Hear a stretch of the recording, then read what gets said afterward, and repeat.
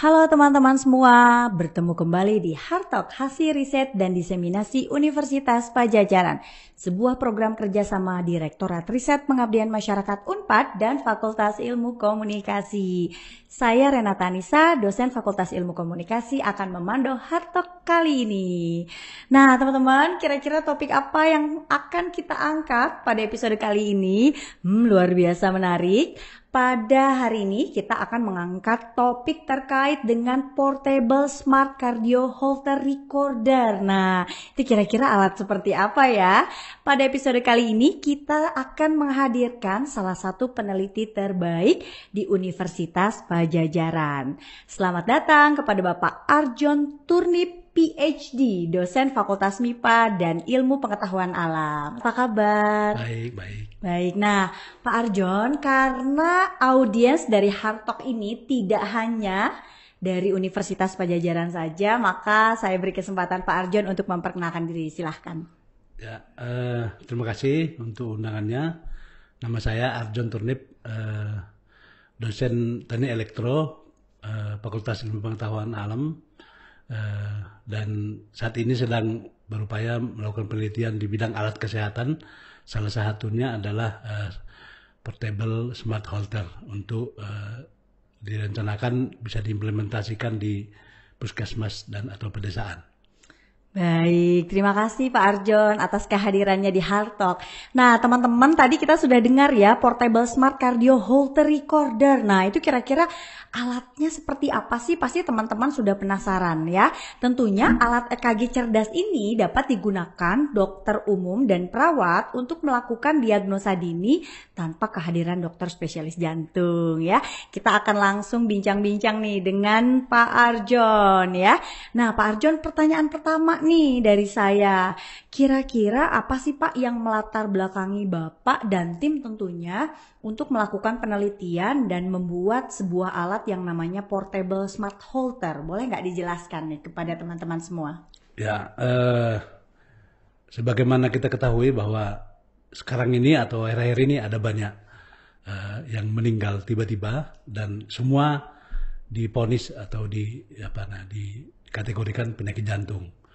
Dan ini juga untuk itu kita mencoba bikin alat untuk mendeteksi supaya alat itu bisa dipakai 24 jam. Dan yang kedua adalah dokter jantung biasanya jarang ada, hanya ada di kota.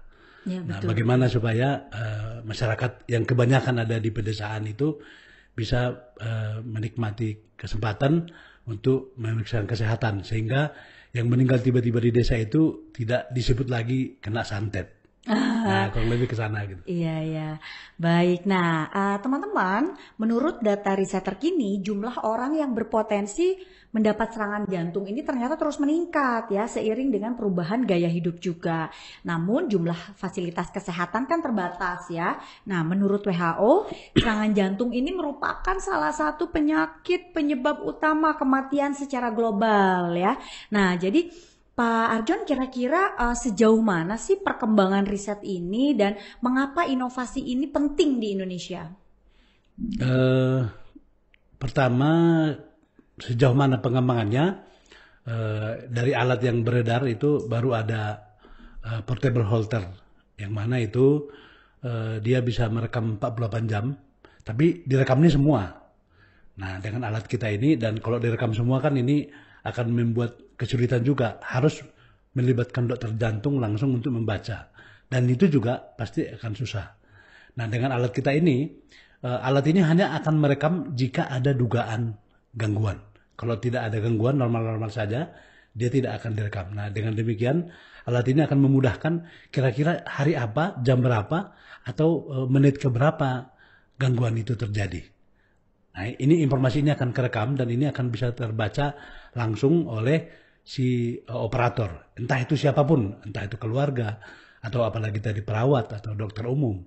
Dan yang paling utama lagi adalah di sini juga dilengkapi dengan diagnosa dini. Ya. Jadi dari hasil rekaman itu juga alat kita ini sudah kita ajari semaksimum mungkin dengan belajar dari kemampuan dokter jantung untuk membaca sinyal jantung tersebut. Sehingga si alatnya bisa memberikan diagnosa dini. kurang lebih seperti itu. Oke. Nah, Pak Arjun, saya penasaran nih, ini kira-kira alatnya sama nggak sih dengan alat EKG yang biasa kita gunakan di rumah sakit, atau ada perbedaan yang signifikan nggak sih dengan alat EKG?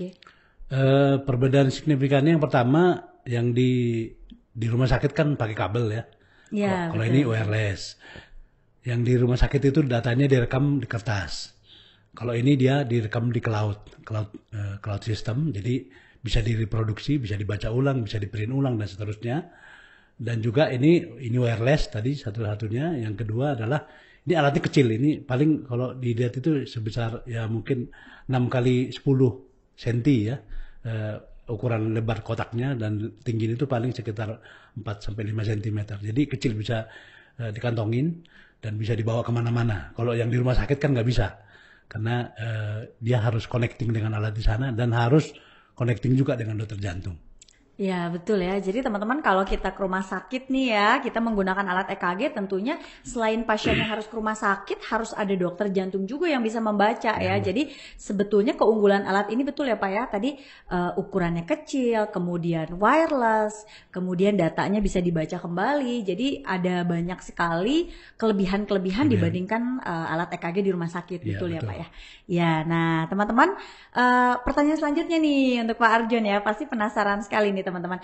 Pak, sejauh mana sih kebutuhan perangkat ini di Indonesia gitu? Apakah memang sudah ada sebelumnya atau seperti apa nih kira-kira? Kalau ya kita kan berdasarkan literatur ya. Kalau berdasarkan literatur, jangankan di Indonesia, di dunia juga belum ya. Artinya kalaupun ada yang memulai, baru sedang meneliti. Dan kebutuhan untuk Indonesia, sebagaimana kita ketahui, Indonesia itu tersebar di beberapa pulau, dan mayoritas penduduknya ada di daerah pedesaan. Ya, bahkan kabupaten juga belum tentu ada dokter jantung ya. Dan itulah kenapa memang ini perlu ada alat ini, sehingga memang membantu masyarakat desa untuk mendapatkan, dan juga mungkin untuk tidak harus membantu rumah sakit daerah minimal. Jadi bisa dipasang di UGD juga, sehingga memang minimal bisa memberi petunjuk awal apakah ini perlu dirujuk atau memang ini bisa ditangani di lokasi atau di daerah tersebut gitu. Oh ya, baik ya. Jadi Pak Arjun, kalau saya bayangkan ini kayaknya alatnya kecil tapi canggih ya Pak ya. Betul. Kira-kira Pak, ada keunggulan inovasi ini nggak sih dibandingkan produk-produk sejenis yang sudah ada di Indonesia? Kira-kira keunggulannya apa lagi nih selain kecil, kemudian juga datanya bisa dibaca lagi. Ada lagi nggak sih Pak keunikan dan keunggulannya? Keunggulan lainnya, kalau kita memproduksi sih harganya murah ya. Mestinya kalau dimiliki personal juga bisa. Artinya untuk ya, kalau menurut kita dari sisi ini nggak tahu nanti termasuk marketing ya sama packagingnya, tapi kalau untuk produksi sekitar kurang dari 4 juta harganya, udah termasuk sampai jadi lah ini. Jadi diharapkan sih bisa dimiliki personal juga gitu. Jadi karena sekarang kan mungkin juga bisa untuk atlet juga, karena sekarang banyak orang yang olahraga, seperti orang-orang ternama yang kita lihat itu olahraga, habis olahraga tiba-tiba meninggal. Tentu penyakit itu tidak mungkin tiba-tiba ada. Itu pasti sudah ada, tapi tidak disadari. Nah, ini perlunya deteksi dini itu di situ. Jadi ketika dia olahraga, dia pakai alat itu, atau dia ketika ada orang yang meninggal sedang tidur. Nah, sedang tidur itu. Nah, jadi kita pengen tahu nanti alat ini mampu mengidentifikasi saat kapan sebenarnya serangan jantung itu ada. Apakah olahraga, atau dia tidur, atau dia mungkin lagi ketika dapat tekanan atau stres gitu loh. Nah, itu kurang lebih mungkin. Oke, jadi Pak Arjun, kalau saya bayangkan alatnya itu sebetulnya bisa dipakai setiap saat ya Pak ya? Bisa. Oke ya, jadi teman-teman, luar biasa sekali nih portable smart cardio holter ini ya. Jadi kita sebagai masyarakat Indonesia sudah bisa menggunakannya secara mandiri ya, betul ya Pak Arjun? Iya. Nah Pak, kira-kira gambarannya seperti apa sih gitu ya? Saya masih belum bisa membayangkan nih, apakah kecil, apakah memang bisa disimpan di saku, atau seperti apa sih Pak gambaran dari produk ini? Ya, gambarannya dia ada kotak. Dari kotak itu dia connecting, di kotak itu udah ada memori prosesornya untuk processing awal. Dia connecting dengan kabel, dengan dipasang di dada gitu ya. Nah, lalu dia data dikirim ke cloud. Tapi memang alat ini ada 2 versi kita bikin. Satu dia connecting dengan internet, berarti dia bisa langsung dia ke data dikirim ke cloud, dan itu bisa juga kalau memang ada yang urgent bisa juga ngirim pesan ke keluarga atau ke rumah sakit.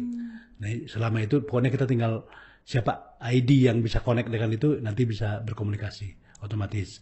Nah, yang kedua adalah kita pasang juga ini alat, ya kita melihat kondisi Indonesia tentunya karena masih banyak daerah di Indonesia yang susah jaringan internet. Jadi kita pakai card gitu ya, pakai card. Nah, ini juga baru kita daftarkan patennya, jangan keburu diambil orang.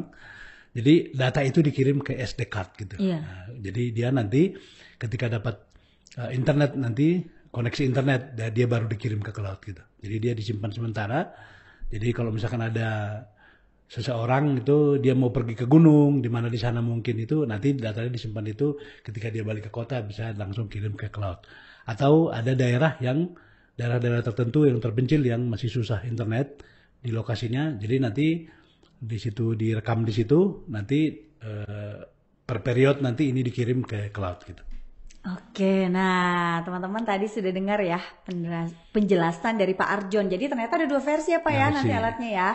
Alat yang memang bisa terkoneksi dengan internet, atau kalau untuk teman-teman yang berada di luar jangkauan internet nanti datanya bisa disimpan dulu di SD card untuk kemudian nanti dibaca.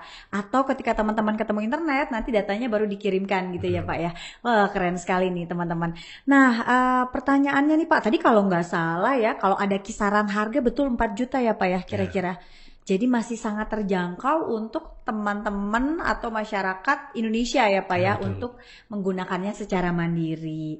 Nah, menurut Bapak nih pertanyaan selanjutnya, apakah inovasi ini bisa menjawab permasalahan keterbatasan alat medis di daerah terpencil gitu ya, karena kita sering sekali mendengar bahwa teman-teman atau masyarakat di wilayah terpencil itu kesulitan selain fasilitas kesehatan juga alat-alat medisnya. Nah kira-kira ini bisa menjawab permasalahan itu nggak sih Pak?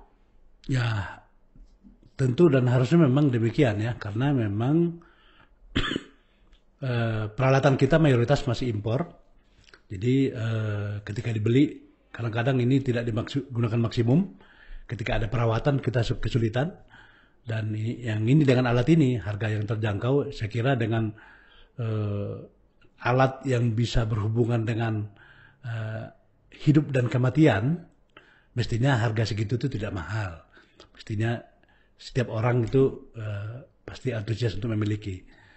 Yang kedua ini karena alat kita produksi secara lokal, mestinya untuk maintenance-nya lebih mudah, harusnya itu harapannya. Jadi penggunaannya bisa lebih maksimum. Karena kadang kan karena alatnya begitu mahal, diperolehnya harus maintenance-nya juga susah. Kadang penggunaannya juga penuh kehati-hatian. Iya, itu agak sulit kadang-kadang Pak pakainya tuh. Sehingga memang tidak penggunaan bisa jadi tidak maksimum gitu loh. Dengan ini alat ini mestinya sih bisa lebih sering untuk monitoring lah, sehingga monitoring kesehatan itu bisa lebih maksimum untuk seluruh Indonesia. Iya, jadi sebetulnya alat ini selain kecil juga tadi ya terkoneksi dengan internet atau disimpan di SD card. Nah teman-teman juga ternyata bisa menggunakan alat ini secara mandiri di rumah. Karena tidak sulit penggunaannya, maintenance-nya juga relatif lebih mudah dan lebih murah. Juga ya pada dasarnya alat ini membantu kita ya masyarakat Indonesia ya Pak, apalagi untuk serangan jantung ini ya. Jadi penting sekali ya nanti mungkin kedepannya kalau sudah diproduksi secara massal, teman-teman di rumah harus punya nih ya untuk orang tua atau untuk kita juga, karena ternyata sekarang Pak serangan jantung juga di usia-usia muda sudah banyak terjadi ya. Gitu. Nah teman-teman seru banget ya kalau kita bicara alat portable ini. Nah pertanyaan selanjutnya nih Pak Arjon, uji apa saja sih Pak yang sudah dilakukan untuk portable smart cardio Holter recorder ini? Kalau pertama uji ke pasien jantung sudah pernah kita coba. Oh sudah ya. Sudah pernah. Jadi tapi izin dari BVFK yang belum. Izin BPFK. Nah ini rencana mudah-mudahan ketika nanti ada kunjungan dari industri tanggal 4 Oktober mudah-mudahan diharapkan memang akhir tahun kita akan uji BPFK. Kalau misalkan cocok kerjasamanya ya, karena nggak tahu nanti apa Unpad mau mensupport sih nggak apa-apa. Tapi kalau nggak ya kita berharap dari situ gitu, kurang lebih begitu. Ya, tentunya teman-teman kita berharap Unpad mensupport terus ya untuk perkembangan alat kesehatan ini. Nah, Pak, rencananya nih ya, kalau memang nanti sudah diproduksi Portable Smart Cardio Holter Recorder ini, penempatannya di mana aja sih Pak? Apakah di puskesmas, apakah di RSUD, kemudian di rumah tentunya, atau kira-kira ada tempat-tempat lain nggak sih yang memang membutuhkan alat ini? Tahap pertama kita berharap nanti untuk sekaligus pengujian adalah di puskesmas dulu. Jadi kita akan sebar dulu di beberapa puskesmas. Sekalian kita monitoring pengambilan datanya dan juga nanti sekaligus validasi dari dokter jantung yang terlibat di sana. Nah setelah itu mungkin baru tahap terakhir itu baru kita untuk produksi massalnya. Oke ya, jadi teman-teman ternyata alat ini juga sudah melakukan ya beberapa tahap uji gitu ya Pak Arjon ya. Oke nih Pak, saya tadi baca nih artikelnya Pak Arjon, menarik sekali ya mengenai prototype system. Nah itu ada 3 bagian utama, itu boleh nggak sih Pak dijelaskan? Karena menarik sekali nih, ternyata di alatnya ada 3 bagian utama, yaitu modul sensor EKG, sistem jaringan komunikasi wireless, dan juga base station yang dilengkapi dengan software. Ini canggih banget nih Pak, kira-kira boleh dijelaskan nggak sih Pak 3 bagian utama ini? Yang pertama tadi untuk untuk yang sensornya itu adalah modul sensor itu adalah alat yang dipakai dipasang di badan, nanti yang itu untuk merekam data. Yang kedua dia dimasuk ke modul prosesor, itu yang modul di situ dia akan difilter ini untuk mendeteksi ada gangguan, sama modul untuk transmisi ke cloud. Untuk ke cloud-nya data untuk bisa diakses oleh personal juga, dan juga untuk di sini untuk pengiriman data ke cloud ini kadang-kadang juga perlu ada teknik tertentu yang kita kembangkan, karena memang satu ketika alat ini dipakai oleh banyak orang, multi user, dan bagaimana dia di input terhadap database yang sama. Karena ini digabungin di cloud semua, terutama untuk supaya dia tidak mampet gitu loh. Nah itu yang perlu bagian utamanya. Baik ya, jadi teman-teman udah terbayang ya ada 3 bagian utama. Pak, pertanyaan dari saya nih pribadi Pak Arjon, kira-kira untuk menggunakan alat ini kita perlu menginstal software tertentu atau menginstal aplikasi tertentu misalnya di smartphone kita sehingga nanti terkoneksi terus dengan alatnya, atau seperti apa Pak? Tidak perlu, karena dia pertama dia bisa pakai browser yang biasa. Oh, pakai browser pakai browser biasa. Tapi juga kita juga nanti akan fasilitasi dengan Android sehingga dia bisa didapatkan jadi bisa diinstal juga ya Pak Play ya. Store gitu. Ya. Oke, jadi seperti itu ya teman-teman ya, karena sudah terkoneksi dengan internet maka sebetulnya aksesnya lebih mudah ya, hanya menggunakan browser saja. Nah, Pak Arjon, pertanyaan selanjutnya nih, ini kayaknya kan kalau saya lihat alatnya canggih banget ya, kemudian juga ini terkait dengan alat kesehatan. Tim penelitinya dari mana saja sih Pak terkait dengan produk ini gitu? Apakah ada kerjasama dengan mitra atau seperti apa sih Pak penelitian terkait dengan produk ini? Ini penelitian pertama ya, tentu dengan sesama dosen di Teknik Elektro, dibantu mahasiswa, kerjasama juga dengan beberapa tim dari Fakultas Kedokteran, juga pernah kerjasama dengan salah satu industri yang melalui kegiatan matching fund. Nah itu kita melihat dari sisi kebutuhan market gitu loh. Jadi artinya memang kadang-kadang kita dari peneliti fokus dari sisi fungsi, tapi kalau dari sisi industri itu ternyata kadang-kadang mereka melihatnya berbeda gitu. Tidak semata-mata, kadang-kadang fungsi bisa jadi tidak nomor satu gitu. Tapi melihat dari user friendly-nya, bisa dilihat dari sisi kemasannya, juga mereka sangat mempertimbangkan. Sehingga dari sana kita juga melakukan beberapa modifikasi dari sisi ukuran, dari sisi tadi itu kemudahan dia diakses, itu juga kita kembangin lagi dari hasil kerjasama dengan industri terkait.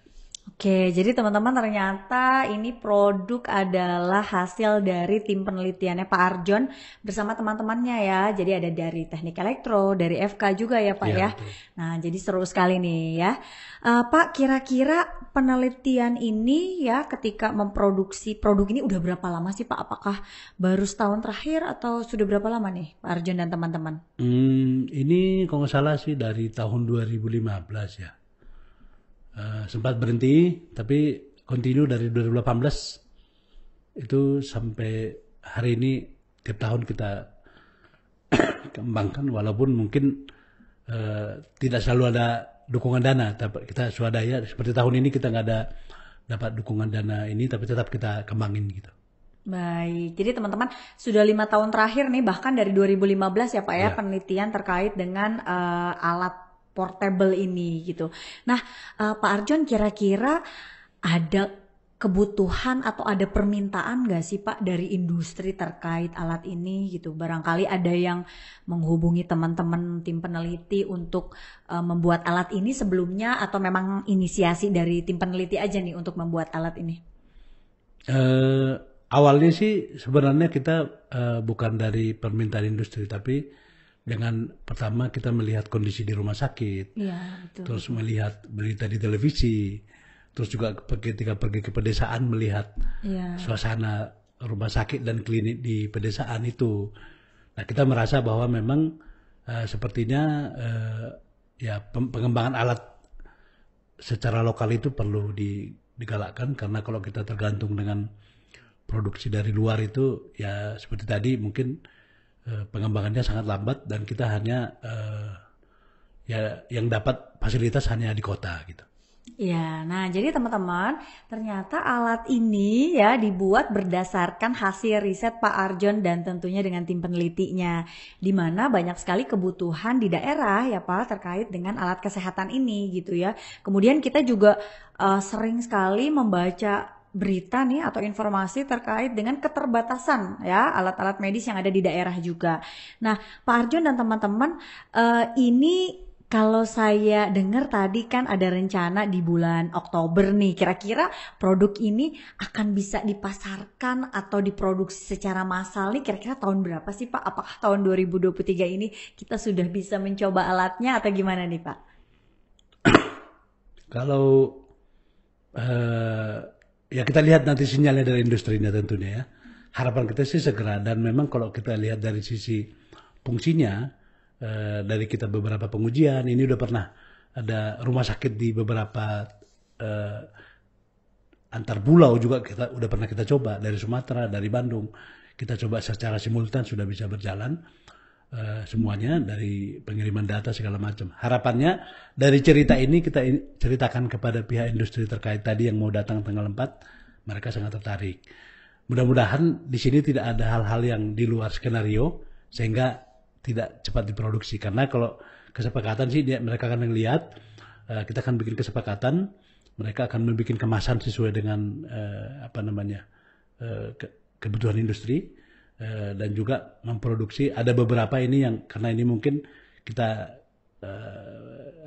kabeling sama soldernya juga masih konvensional beberapa, itu mereka akan bikinnya itu lebih kompak lagi gitu. Kok tadi saya bilang itu sekitar 6 sampai 10 cm, ini mungkin dibikin lebih kecil lagi.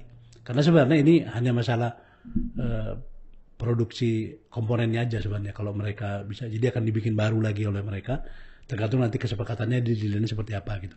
Oke, jadi teman-teman ternyata ya nanti akan ada pertemuan di bulan Oktober nih, mudah-mudahan membawa kabar baik ya, sehingga nanti alat ini bisa diproduksi secara masif dan juga dengan ukuran yang lebih kecil lagi ya, sehingga akan sangat mudah nih dibawa-bawa oleh kita ya nanti.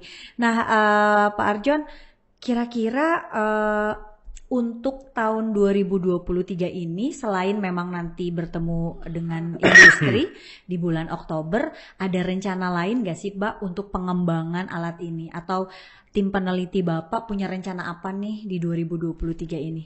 Ya, oke. Nah, ini yang menarik nih Bu nih. Kebetulan ya itu yang sekarang kan ini kan baru 3 lead ya, 3 sensor. Nah, sekarang lagi kita mulai, dan mudah-mudahan ini sudah mulai berjalan. Kita sekarang mau pakai 6 lead. Oh ya, jadi ada 6 sensor gitu ya Pak ya? 6 sensor yang lebih banyak. Jadi artinya memang Kalau tadi kan yang 3 lead itu kan deteksi dini ya, deteksi Iya, awal.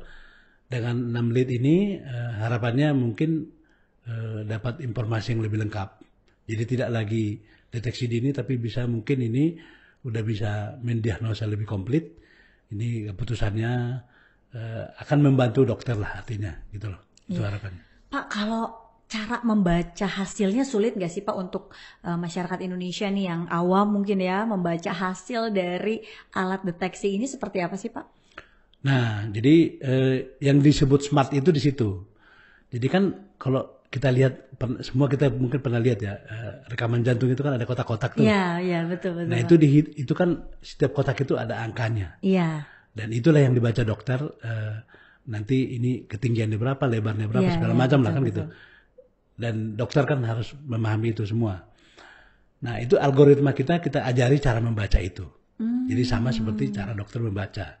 Jadi nanti yang disuguhkan kepada pasien itu tidak lagi berupa seperti gambar atau grafik, tapi sudah berupa angka. Oh Jadi iya. nanti yang sehat itu ada dalam range sekian, yang tidak sehat itu lebih kecil atau lebih besar dari sekian.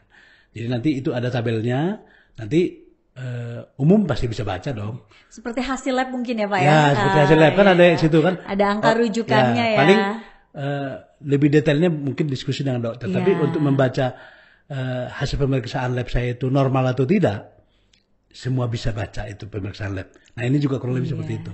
Nah teman-teman, jadi sebetulnya secara umum kita semua bisa membaca hasilnya ya, karena nanti selain alatnya yang super cerdas itu ya, nanti akan ada angka-angka rujukannya ya, sehingga kita bisa membaca dengan mudah. Tentunya untuk mengetahui lebih dalam lagi, teman-teman harus berkonsultasi dengan dokter spesialis jantung.